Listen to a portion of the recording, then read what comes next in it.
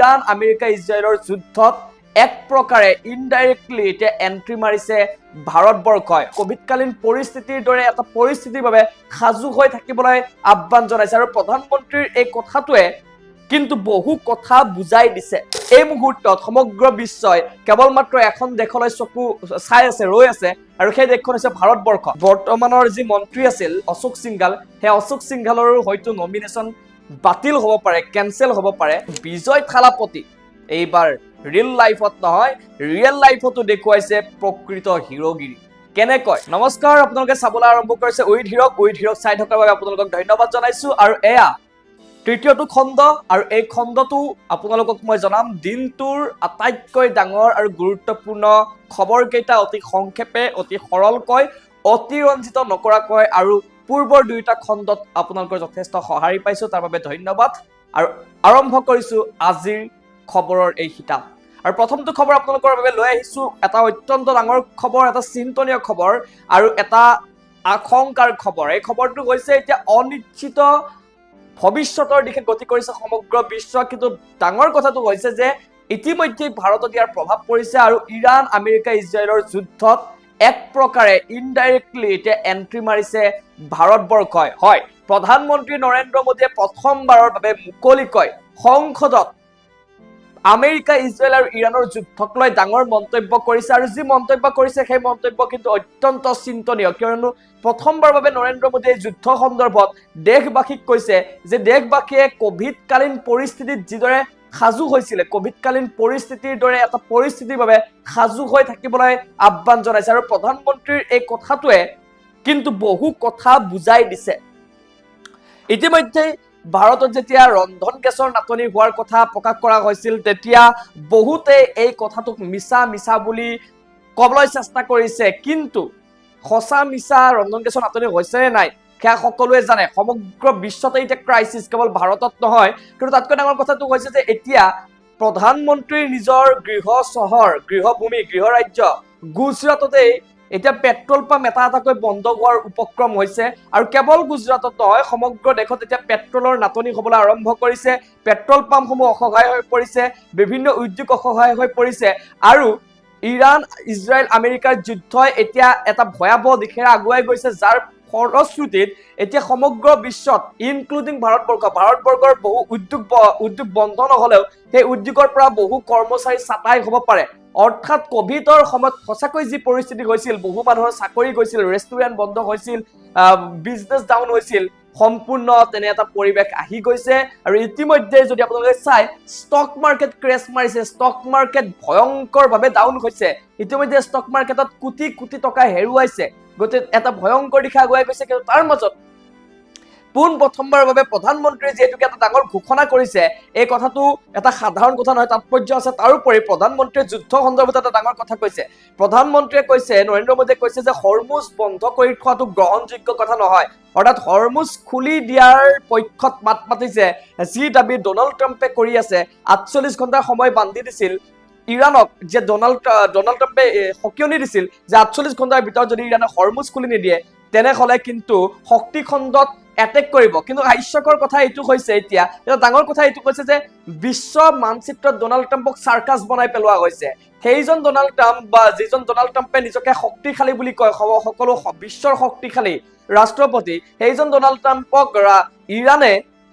অকণমানো কেৰেপ কৰা নাই সেই যে ৰঙা চকু দেখুৱালে ডনাল্ড ট্ৰাম্পে তাৰ পাছত ইৰাণে ভয় খোৱা নাই বৰং ডনাল্ড ট্ৰাম্পক চেলেঞ্জ কৰি কৈছে যে আমি আমাৰ হৰমুজ খোলাই আছে খোলা নাই কেৱল আমেৰিকা আৰু আমেৰিকাৰ ছাপোৰ্টাৰৰ বাবে আমেৰিকাৰ লগত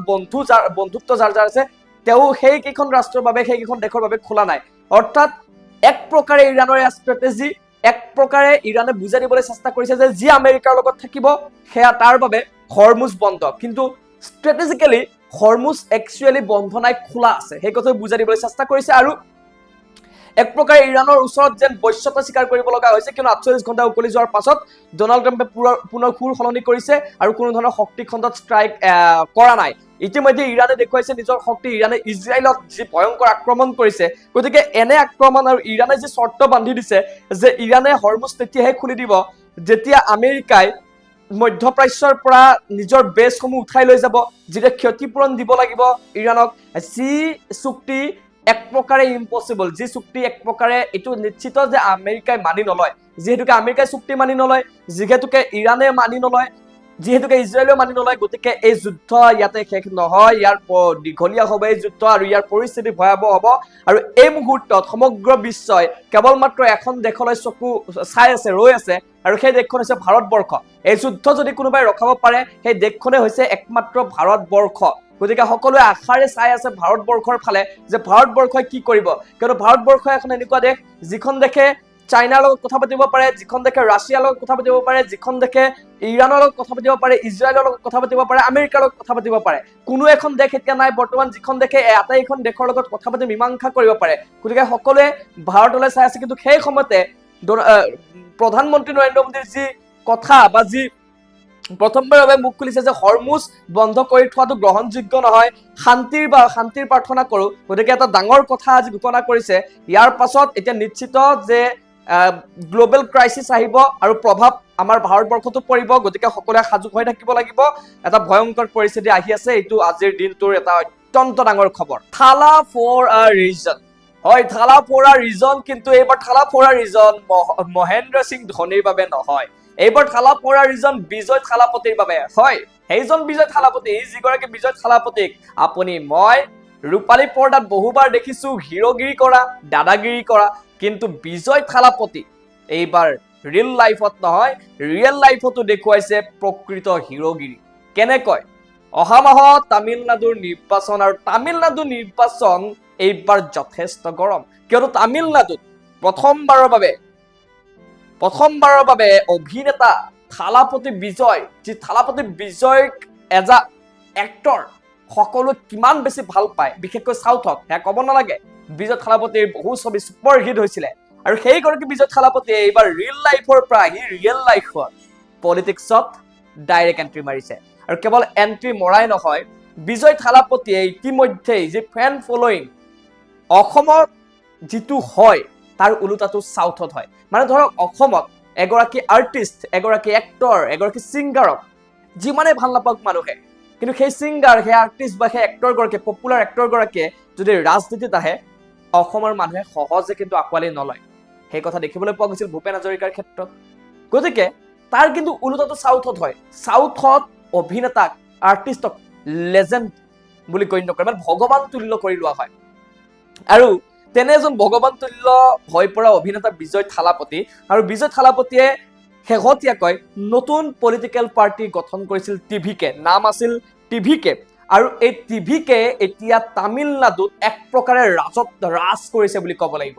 কিয়নো বিজয় থালাপতিয়ে কেৱল ৰাজ কৰিব জানে, সেয়া লাগিলে ৰিয়েল লাইফ হওক, সেয়া লাগিলে ৰিয়েল লাইফ হওক। আৰু এতিয়া বিজয় থালাপতিৰ যি শেহতীয়া ফেন ফলোয়িং, শেহতীয়া ছাপোৰ্টাৰ, ৰাইজৰ যি উৎসাহ ছাপোৰ্ট, সেয়া দেখি বিজেপিয়ে ইটোৰ পিছত সিটো অফাৰ দিছে, বাম্পাৰ অফাৰ দিছে। নিৰ্বাচনৰ আগে আগে বিজয় থালাপতিলৈ ইটোৰ পিছত সিটো অফাৰ, আৰু এইবাৰ বিজয় থালাপতিক অফাৰ দিছে যে উপ মুখ্যমন্ত্ৰী হ'ব পাৰিব আপুনি, উপ মুখ্যমন্ত্ৰী হওক। 80খনকৈ আসনৰ অফাৰ দিছে বিজয় থালাপতিৰ দলক। কিন্তু বিজয় থালাপতিয়ে কি কৈছে জানেনে আপুনি? বিজয় থালাপতিয়ে সেয়ে কৈছে, যি সদায় নিজৰ চিনেমাত যিদৰে ডায়লগ দিয়ে বিজয় থালাপতিয়ে হিৰো ষ্টাইলত, সেই হিৰো ষ্টাইলত, থালা ষ্টাইলত বিজয় থালাপতিয়ে কৈছে যে প্ৰত্যাখ্যান কৰিছো, মোক নালাগে, মই অকলে নিৰ্বাচন খেলিম, মই অকলে আগবাঢ়িম। বিজয় থালাপতিয়ে কাৰো হেল্প নলয়,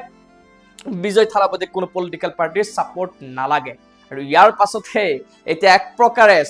তামিলনাডুত যি অন্যান্য দল আছে, পলিটিকেল পাৰ্টি আছে, মূৰে কপালে হাত দিছে, কিয়নো বিজয় থালাপতিক এতিয়া সন্মান কৰেতো কৰে কেনেকৈ, কিন্তু বিজয় থালাপতি ৰিয়েল লাইফতো সেইজন যিজন ৰিয়েল লাইফত অলৱেজ হিৰো। লগতে বিজয় থালাপতিয়ে এইটোও কৈছে একদম ফিল্মি ষ্টাইলত যে মোক চম্ভালিব পৰাটো সহজ নহয়, ধৰ্ম নিৰপেক্ষতা, সামাজিক ন্যায়ৰ বাবে কাম কৰিব টিভিকে, আৰু সেইবাবে বিজয় থালাপতিয়ে বিচাৰিছে যে আমি অকলে আগবাঢ়িম। মুখ্যমন্ত্ৰী হিমন্ত বিশ্ব শৰ্মাই আৰু ডিফেন্স কৰি নেখেলে। মুখ্যমন্ত্ৰী হিমন্ত বিশ্ব শৰ্মাই এতিয়া আৰু বাউণ্ডাৰী 4 মাৰি নেখেলে। মুখ্যমন্ত্ৰী হিমন্ত বিশ্ব শৰ্মাই এইবাৰ যদি এইবাৰ শ্বট মাৰে, এটাই শ্বট মাৰিব 6 হয় মুখ্যমন্ত্ৰী হিমন্ত বিশ্ব শৰ্মাই কৈছে যে এতিয়া আৰু মই 4 মাৰি ভাল নাপাওঁ বাউণ্ডাৰী যদি মাৰিব আছে তেনেহলে ডাইৰেক্ট 6 মাৰিম আৰু মুখ্যমন্ত্ৰী হিমন্ত বিশ্ব শৰ্মাই 6 মাৰিব গয় এইবাৰ নিৰ্বাচনৰ আগে আগে ৰাইজক দিছে 8টাকৈ গ্যাৰান্টি 8টাকৈ ডাঙৰ গ্যাৰান্টি এইবাৰ ৰাজ্যৰ বাবে আৰু এটাকৈ আপোনালোকক জনাইছো প্ৰথম গ্যাৰান্টি হৈছে মুখ্যমন্ত্ৰী হিমন্ত বিশ্ব শৰ্মাৰ যে যদি পুনৰ বিজেপি চৰকাৰ আহে তেনেহলে 25,000 টকাকৈ দিব লাখ লাখ মহিলাক দিব 25,000 কৈ টকা 1 লাখ লৰা ছোৱালীক চাকৰি দিলে অহাবাৰ 2 লাখ লৰা ছোৱালীক চাকৰি দিব কেৱল চেনি দাইল নিমখ নহয় এইবাৰ ৰাইজক দিব মিঠাতেলো ফ্ৰী কৈ বিনামূলীয়াকৈ পঢ়া শুনাৰ দায়িত্ব লোৱা হ'ব স্কুলৰ পৰা এইবাৰ ইউনিভাৰ্চিটি পৰ্যন্ত ফ্ৰী এডুকেশ্যন দিয়া হ'ব এই ঘোষণাটো স্পেশালি মোৰ অত্যন্ত ভাল লাগিছে আশা কৰা আপোনালোকৰ এই ঘোষণাটো ভাল লাগিছে যদিহে সঁচাকৈ বাস্তৱত ৰূপায়িত কৰে সকলো লৰা ছোৱালীক সাইকেল দিয়া হ'ব সকলোকে ঘৰ আৰু অৰুণোদয় দিয়া হ'ব আৰু চাহ বাগিচাৰ লোকক ঘৰ বনাবলৈ 1.5 লাখকৈ টকা দিব এয়া হৈছে মুখ্যমন্ত্ৰীৰ নিৰ্বাচনৰ পূৰ্বে বাম্পাৰ অফাৰ আৰু এইদৰে এইবাৰ মুখ্যমন্ত্ৰীয়ে 4 নহয় ডাইৰেক্ট 6 মাৰিবৰ বাবে সাজু হৈছে জিএমচিএইচৰ প্ৰিন্সিপাল মানে নামত জিএমচিএইচৰ প্ৰিন্সিপাল নাম অচ্যুত বৈশ্য আৰু কৰ্ম নিৰ্লজ্জ অৱশেষত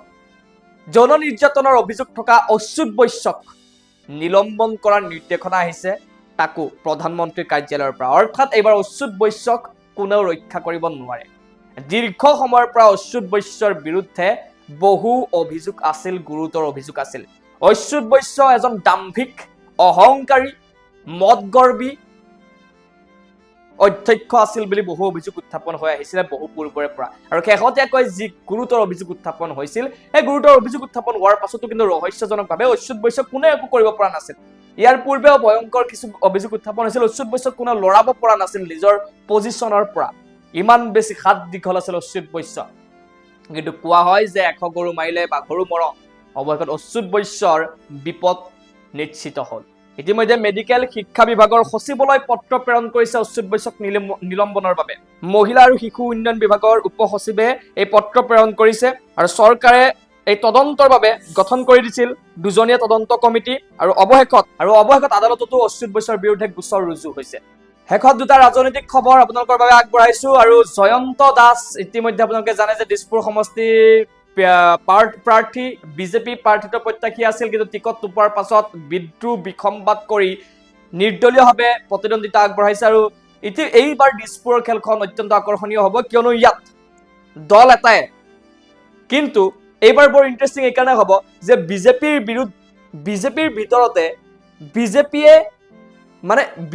ভিতৰতে কংগ্ৰেছ ভাৰ্চেছ বিজেপি হৈ গৈছে এইবাৰ মানে আপুনি কংগ্ৰেছ বাদেই দিয়ক বিজেপিৰ ভিতৰতে কংগ্ৰেছ ভাৰ্চেছ বিজেপি মানে জয়ন্ত দাসে কৈছে যে মই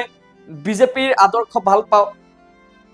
বিজেপিক জিয়াই ৰাখিব বিচাৰে কিন্তু আকৌ বিজেপিৰ ভিতৰতে অন্য এজন পদ্ধতি বৰ্ডলৈ বিজেপিকে জয় কৰাব বিচাৰে কিন্তু বিজেপিৰ ভিতৰত এজন কংগ্ৰেছী বিজেপি এজন প্ৰাক্তন বিজেপি আৰু বিজেপিৰ ভিতৰতে এতিয়া কংগ্ৰেছ ভাৰ্চেছ বিজেপি যুদ্ধ আৰম্ভ হৈছে আকৰ্ষণীয় হ'ব জয়ন্ত দাসে ইতিমধ্যে কৈছে যে একতাবাদ এৰিব লাগে আৰু প্ৰতীক চাই নহয় এবাৰ প্ৰাৰ্থী চাই ভোট দিয়ক ব্যক্তি চাই ৰাইজক ভোট দিবৰ বাবে আহ্বান জনাইছে জয়ন্ত দাসে আৰু আন এটা খবৰ আপোনালোকক জনাইছো বৰপেটাৰ যিগৰাকী কংগ্ৰেছী প্ৰাৰ্থী আছিল মহানন্দ চৰকাৰ এই মহানন্দ চৰকাৰৰ ইতিমধ্যে মনোনয়ন বাতিল হৈছে এইটো এটা ডাঙৰ খবৰ দলীয় যি অৰিজিনেল টিকট থাকে সেই অৰিজিনেল দলীয় টিকটৰ পৰিৱৰ্তে জেৰক্স কপি আচলতে জমা দিছিল বুলি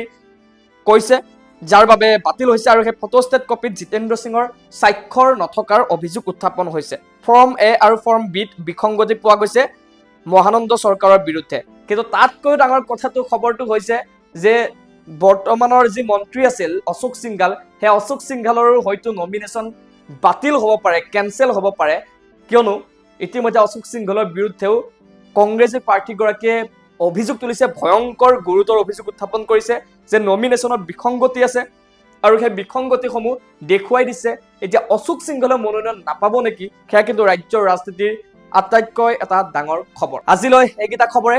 আজি কিছু পলম হল ভিডিঅ' আপলোড কৰোঁতেও ভিডিঅ' বনাওঁতে পলম হল গতিকে আপোনালোকক যিকেইটা খবৰ দিব পাৰোঁ যিকেইটা আটাইতকৈ ডাঙৰ খবৰ বুলি ভাবিছোঁ আজিৰ দিনটোৰ এইকেইটা খবৰ আপোনালোকক দিবলৈ চেষ্টা কৰিছোঁ যদি আপোনালোকে মোৰ এই প্ৰচেষ্টা ভাল পাইছে তেনেহ'লে উইথ হিৰক আপোনালোকে ইউটিউবলৈ গৈ উইথ হিৰক এই চেনেলটো ছাবস্ক্ৰাইব কৰি দিব সাহস পাম এইদৰে ভিডিঅ' বনাবলৈ ধন্যবাদ